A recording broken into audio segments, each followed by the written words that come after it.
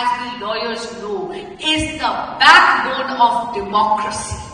But dissent cannot be punished with the kind of cruelty that the Mamata Trinamool government is actually perpetrating in Bengal presently. अगर हम बात करें तो आरजीकर में आपको याद होगा जब वो एक मेडिकल स्टूडेंट का रेप हुआ था, courts had to intervene because there was no action being taken.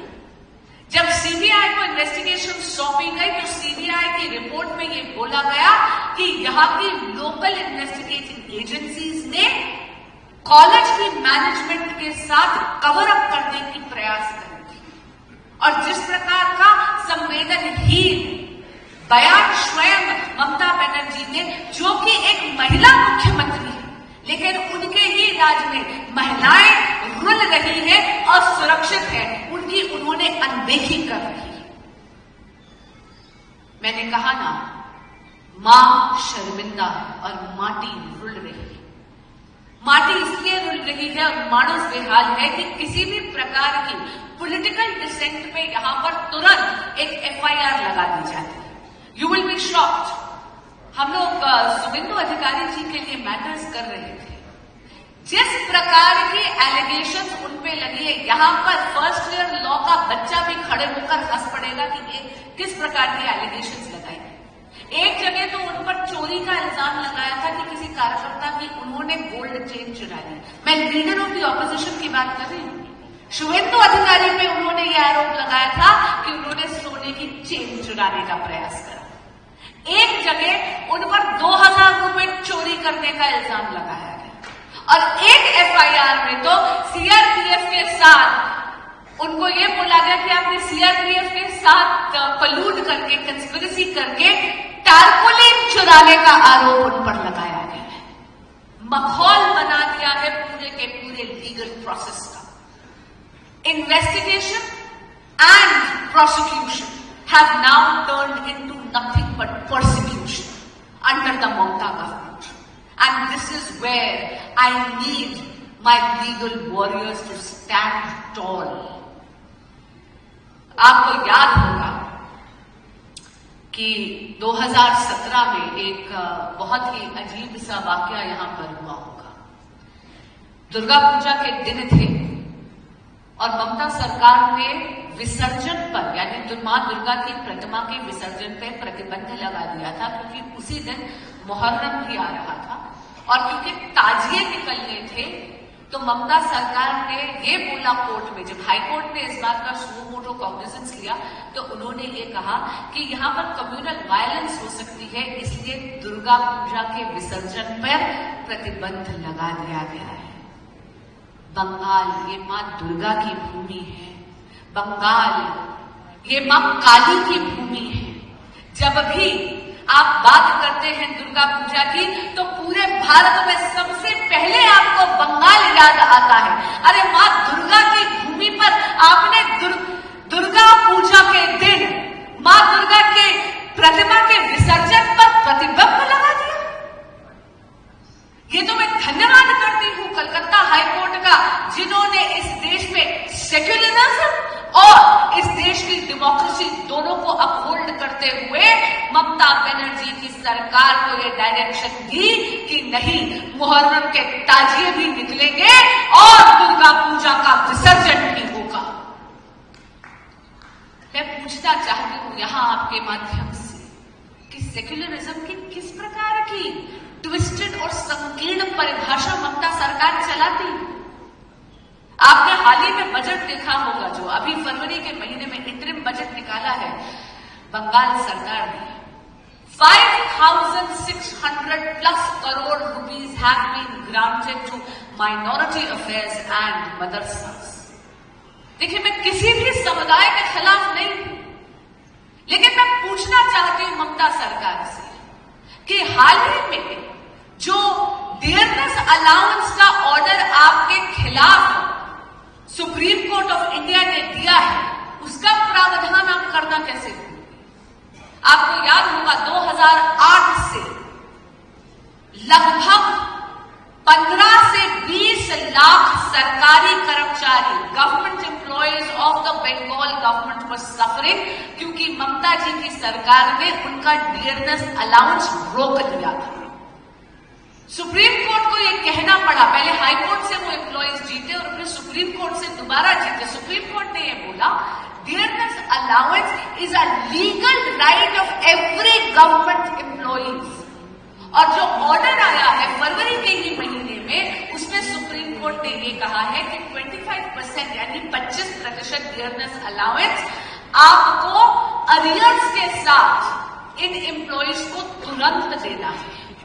इसके अलावा उन्होंने जस्टिस इंदु मल्होत्रा, जो farmer retired high supreme court जज हैं, उनकी अध्यक्षता में एक समिति भी बनाई थी जो बाकी के पूरा का पूरा प्रोसीजर भी देखेगी कि कैसे ये डियरनेस अलाउंस देना है।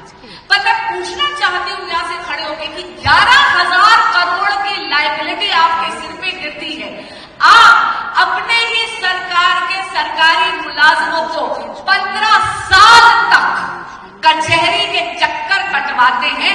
आपकी ना नीयत है उनका समाधान करने की, ना आपकी नीयत है उनको डियरनेस अलाउंस की, लेकिन 5,600 करोड़ रुपए आप केवल और केवल मदरसों की एजुकेशन के लिए दे देते हैं, क्योंकि कहीं ना कहीं आपने बंगाल के विकास को अपनी तुष्टीकरण की, वोट बैंक की राजनीति के बलि चढ़ा दिया।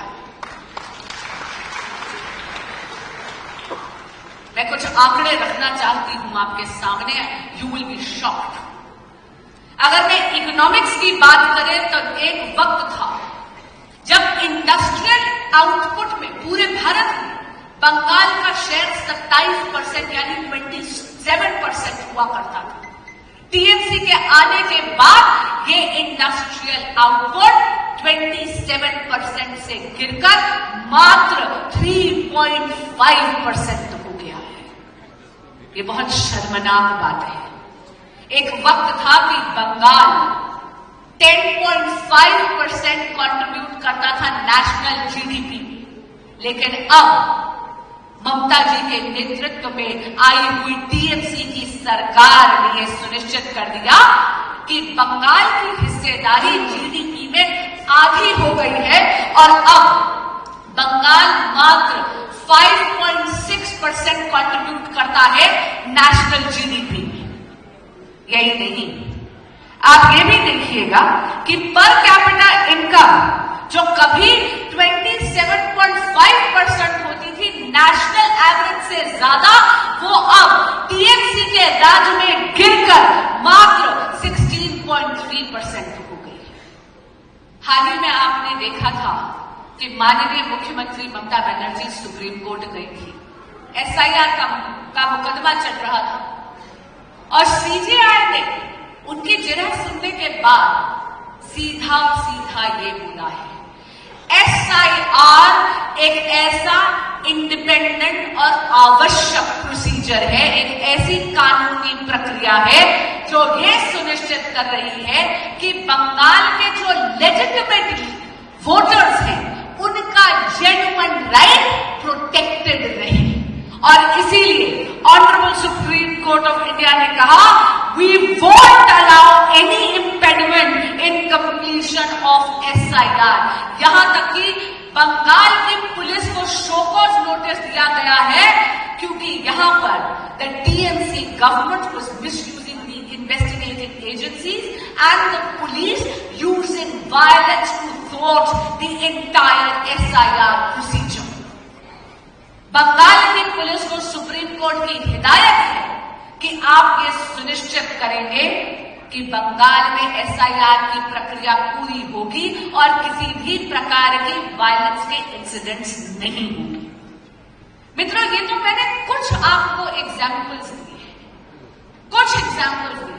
और मैं धन्यवाद करती हूं कि बार बार चाहे हाई कोर्ट हो चाहे सुप्रीम कोर्ट हो, उसको आना पड़ता है, कवच की भूमिका निभानी पड़ती है, वरना वोट बैंक पॉलिटिक्स, अपीजमेंट की पॉलिटिक्स और तुष्टीकरण की राजनीति की बलि बंगाल का देवतुल्य मतदाता पता नहीं कब भी बलि चढ़ चुका है।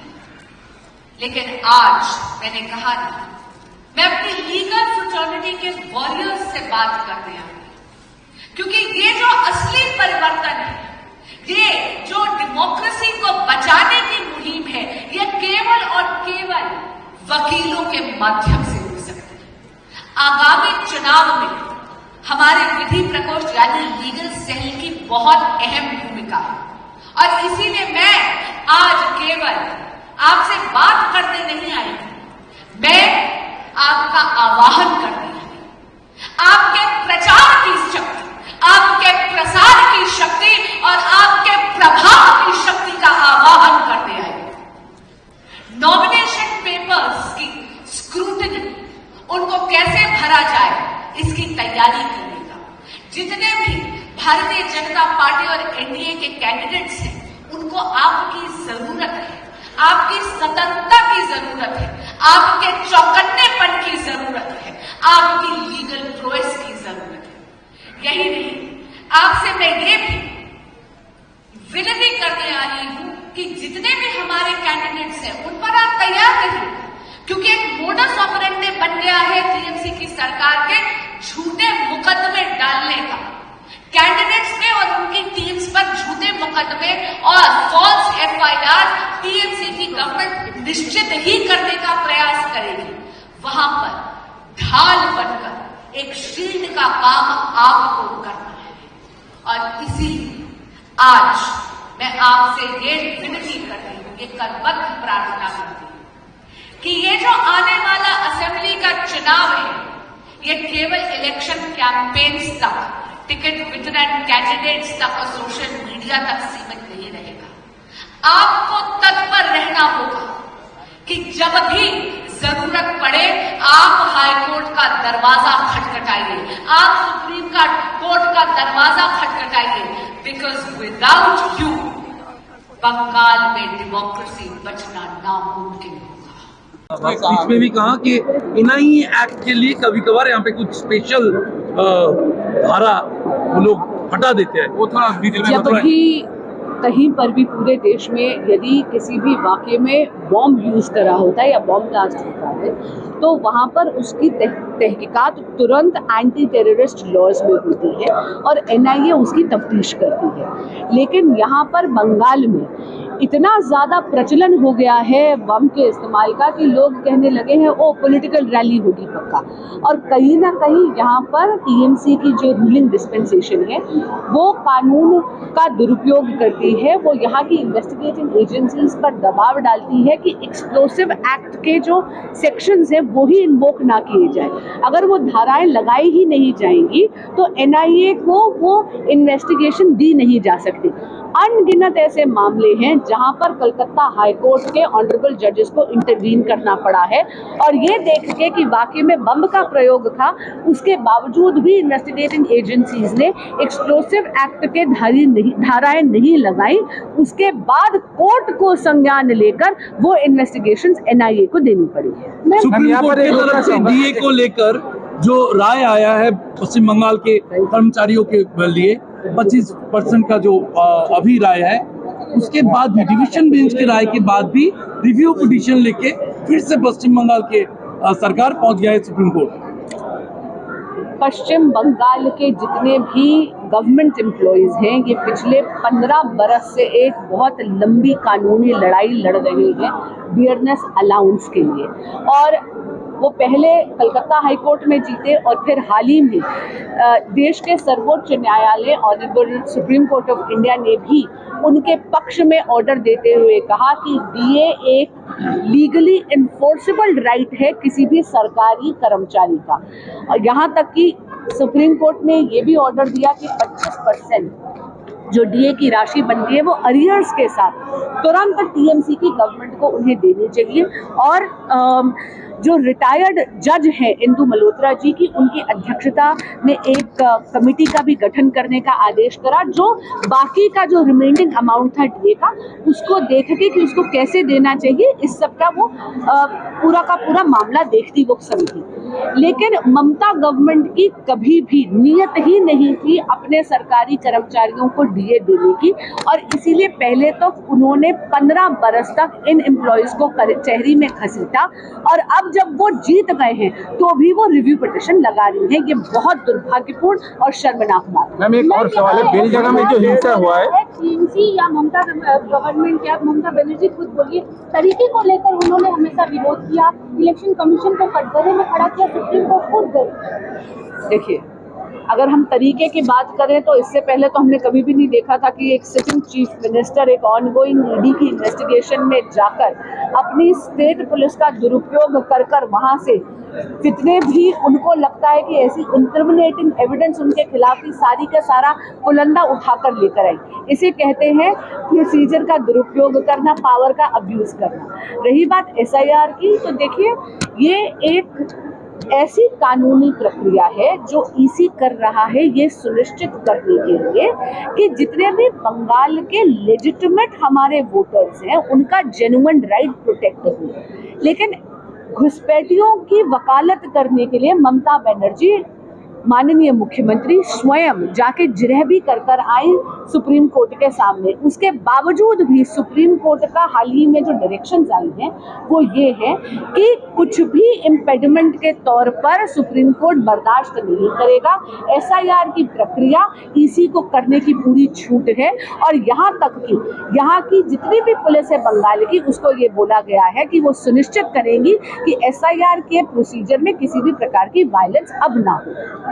मैम आपको पता है witnessed how the post-poll violence takes place in West Bengal, and as we approach for another election, many people are raising a simple question: whether residence rules should be implemented in Bengal or not for a free and fair election.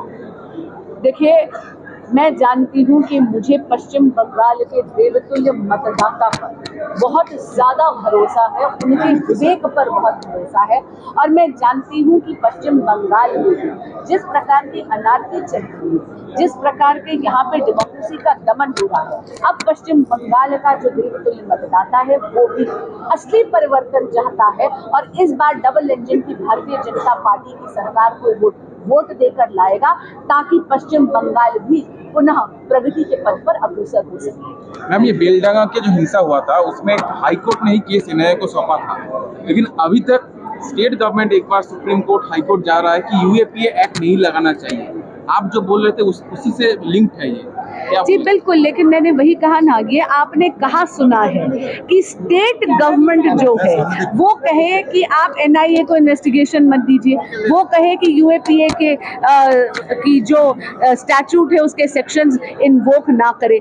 कहीं ना कहीं बंगाल में democracy का दमन हो रहा है, और आप देख लीजिएगा इन सब करतूतों के लिए टीएमसी की सरकार को भरपाई करनी पड़ेगी, और बंगाल का देवतुल्य मतदाता उन्हें मुंहतोड़ जवाब देगा। Thank you ma'am. আমাদের ভিডিও ভালো লাগলে লাইক এবং শেয়ার করুন, কমেন্ট সেকশনে গিয়ে জানান আপনাদের মতামত। আরও ভিডিও পেতে আমাদের চ্যানেল সাবস্ক্রাইব করুন এবং প্রতি মুহূর্তে খবরের আপডেট পেতে প্রেস করুন বেল আইকন।